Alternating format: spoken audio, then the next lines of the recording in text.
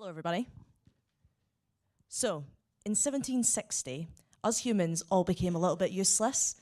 Engines replaced our muscles, metal replaced our arms, and the Industrial Revolution proved that human physicality is not the best way to get things done.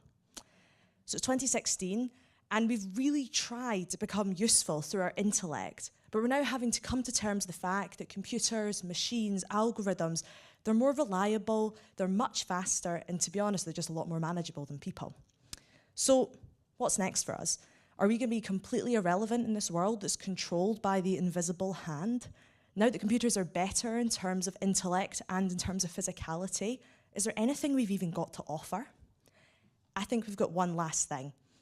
Us humans are brilliant at creating, coming up with ideas, asking questions, not through rigor or memory or processing, but through serendipity.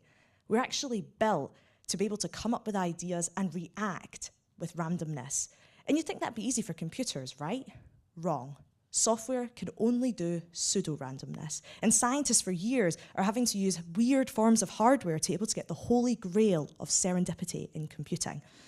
So this is a picture of two radios, and they're programmed to do white noise only. Shh.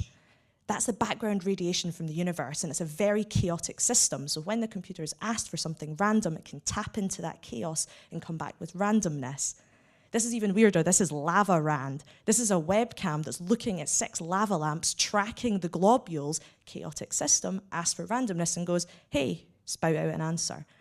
Why is it so hard for computers to do this when it's so easy for us? And why does that matter? I mean, you only have to go back to June to see what happens when you exist in an echo chamber. You know, us Remainers were just so surprised that people thought differently from us, and it just goes to show that if you have the so-called relevant stuff being fed to you, you're not seeing the other side of the argument. And what about Amazon recommendations, right? Hey, you've bought a bag, here's another bag.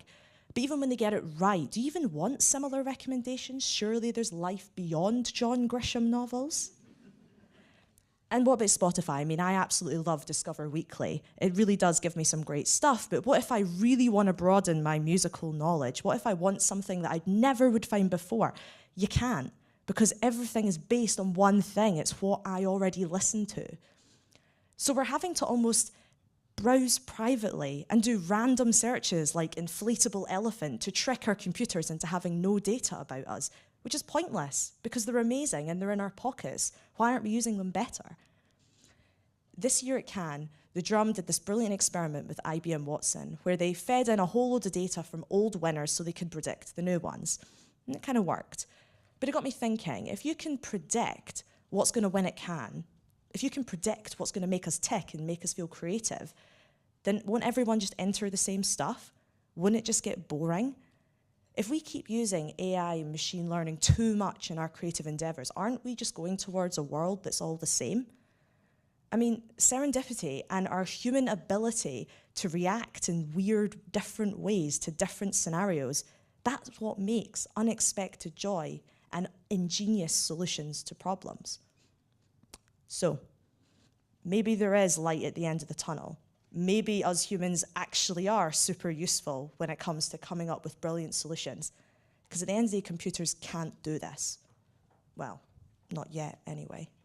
Thank you.